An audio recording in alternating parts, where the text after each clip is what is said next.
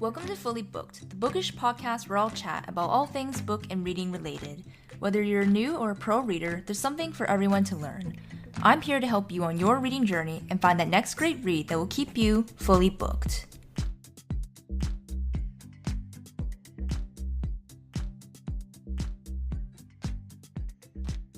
Hello readers, and welcome to episode 4 of Fully Booked.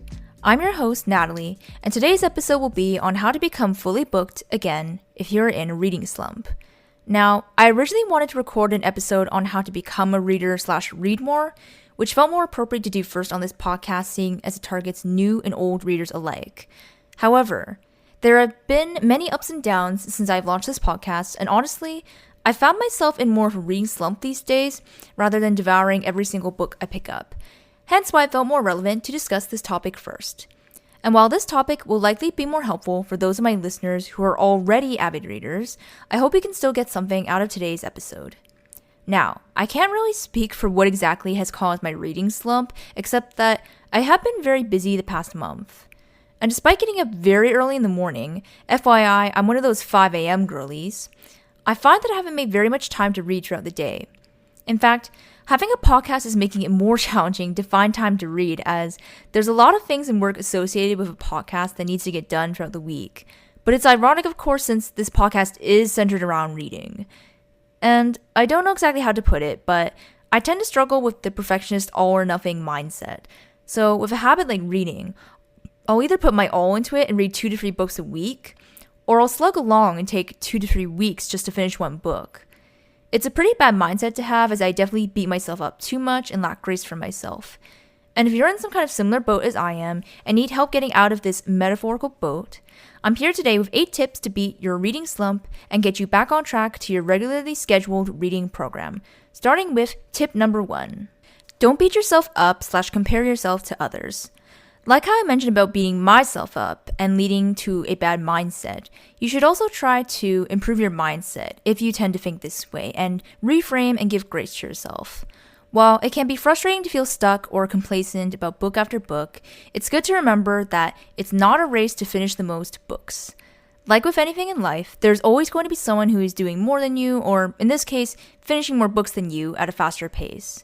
And more often than not, comparison leaves us more discouraged rather than motivating us to read more, although it might work in the cases of people who are highly self-motivated/driven. So instead, focus on what you can do to get back to where you want to be and change your current situation. And one way you can start is with tip number 2, take a break. Now, this probably seems counterintuitive to some of you, but it goes along with the first tip that I just discussed. I find it very hard to get out of a reading slump when it feels like I have to force myself to pick up every new book. Sometimes taking a break gives us a mental and emotional refresh and even gives us clarity or insight into what caused the slump in the first place. Now, I would advise not to replace reading with mindless doom scrolling because that's creating another problem, but I am only here to advise. Rather, try different activities like exercise, outdoor activities, creative outlets, whatever else you like to do or would like to try in your free time besides reading.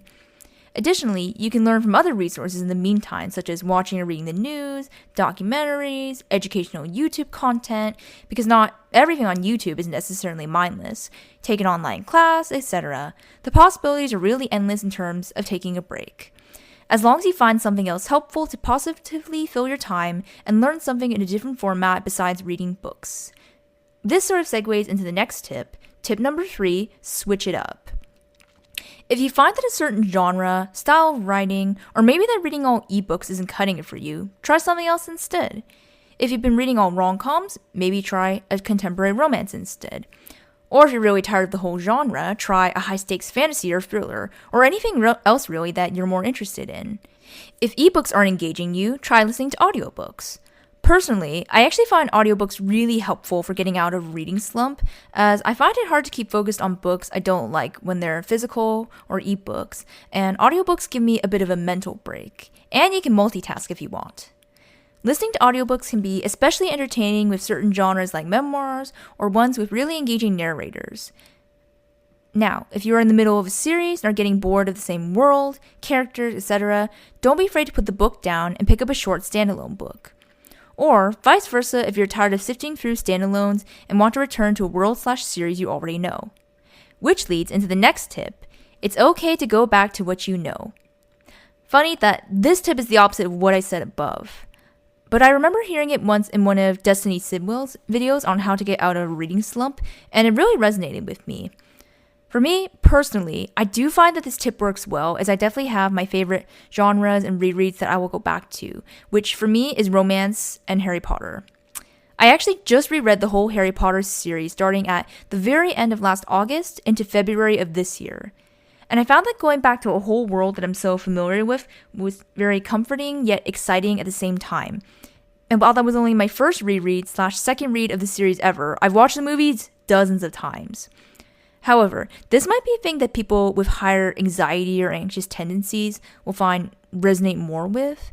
At least, I believe I read that in a part in the book 7 Days in June where the main character Eva rewatches, I believe it was the movie The Exorcist, but someone please correct me if I'm wrong. And her friend tells her that people who have anxiety tend to rewatch the same show/movie in order to feel safe because they know what's coming. And I feel like I see other people along with myself who have this habit, so I think it does ring true to an extent. Now, going back to the point, there's nothing wrong with going back to what you know if it helps you enjoy reading again. Even if that favorite reread is Twilight or even Wattpad fiction, don't feel weird about picking up a book you already know. You gotta do what you gotta do to read. Now, moving on to tip number 5, change up your reading environment/setup. I feel like the general theme of this episode is to change things up/try things out, but it really is true. Oftentimes, we get too set or stuck in certain routines, habits, and then find ourselves questioning why we still do things the exact same way when other areas of our life may be changing and shifting. And there are very simple changes you can make to switch up your reading environment. For example, I usually read indoors in my apartment because that's just the easiest place to sit without distractions, but my apartment is not that large, and the only place I ever read is the couch, because the kitchen table or desk is uncomfortable, while the bed is too comfortable. But this has gotten a bit stagnant for me at times.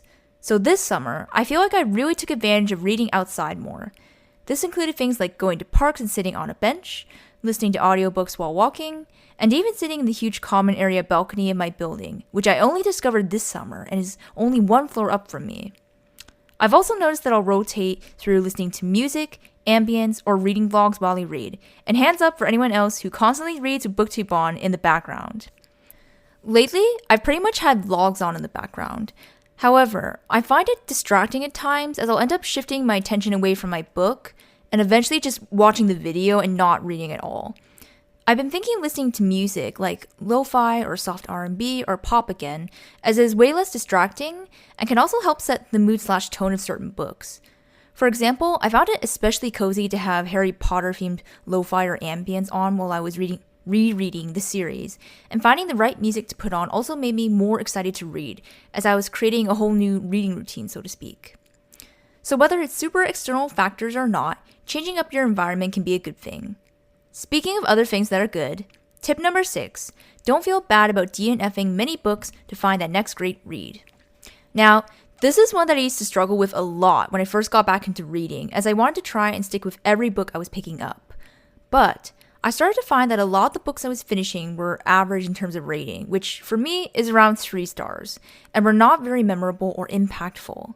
As I've continued on in my reading journey, I realized more and more that if I'm having trouble sticking with a book, that it's okay to let it go and move on to something else. Because we're really all about the anti-hero in 2024, you know? I'm the problem, it's me. But Taylor Swift references aside, I do feel that it's more important to read books you actually enjoy and can remember something interesting about, rather than force yourself to finish some book that you wouldn't even be able to give a one-sentence summary of later. And even if you have to DNF many books before you find something that you want to stick with, at least you'll learn what you do and don't like, which applies to life, and not just books. Love how I'm giving life along with reading advice in this episode. Anyways, moving on to tip number 7, use resources to help find a book to read/build a TBR. If you find that you're really stuck and have no idea what to even try reading, thankfully, there are many resources out there that can help you. As a Gen Z reader, I typically get my reading recommendations from Booktube, and there are so many booktubers you can follow to get good reading recs. If you're a younger Gen Z, you might try TikTok/BookTok, which can be good for finding hyper-specific recommendations within genres. Sadly, I'm a bit old and not really on TikTok, but occasionally I will find YouTube Shorts or IG Reels taken from TikTok that I'll then scroll through.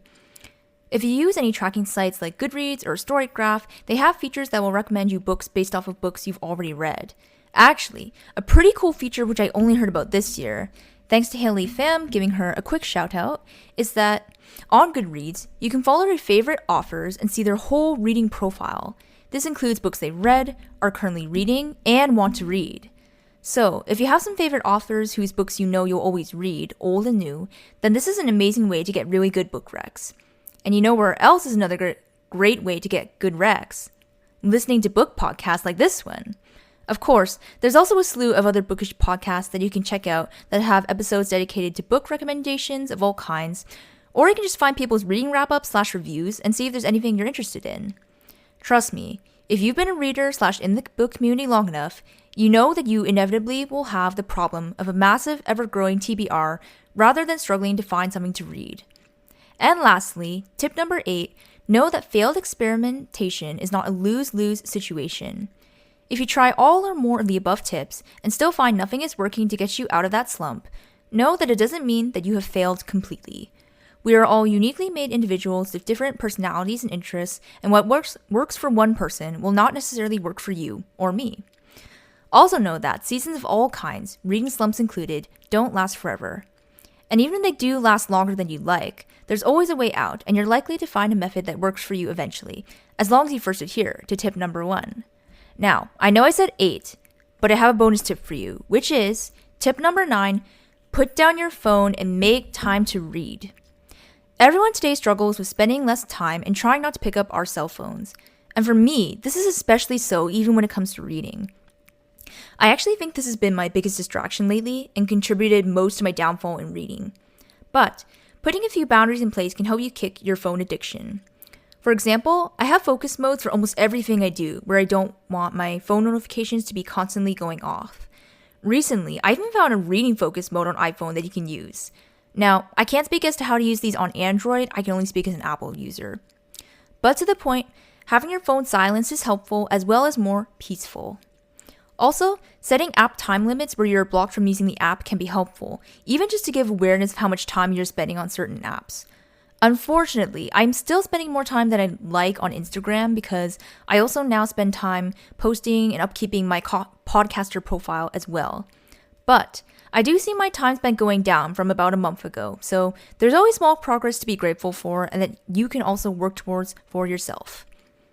Another sub-tip for not checking your phone is to plan a time to read where you know or are less likely to be bothered/flooded with incoming messages, emails, or other notifications. For me, this is early in the morning as mentioned earlier in this episode, i.e. around 5 a.m., or sometimes earlier. But you don't have to be a crazy early riser to have quiet reading time. If you are able to get up even an hour or two before you start work, or have downtime after work in the evening, this is the best way to get in dedicated reading time. I just find it hard to squeeze in reading time during the day when I have so many other work-related things and chores/errands to do. Plus, it makes me more excited to read having a dedicated time to look forward to each day. And those are my 8 tips, plus a bonus, for getting yourself out of a reading slump. Of course, a mix of these, as well as other methods that I didn't mention, will be best to help you get to where you want to be with your reading.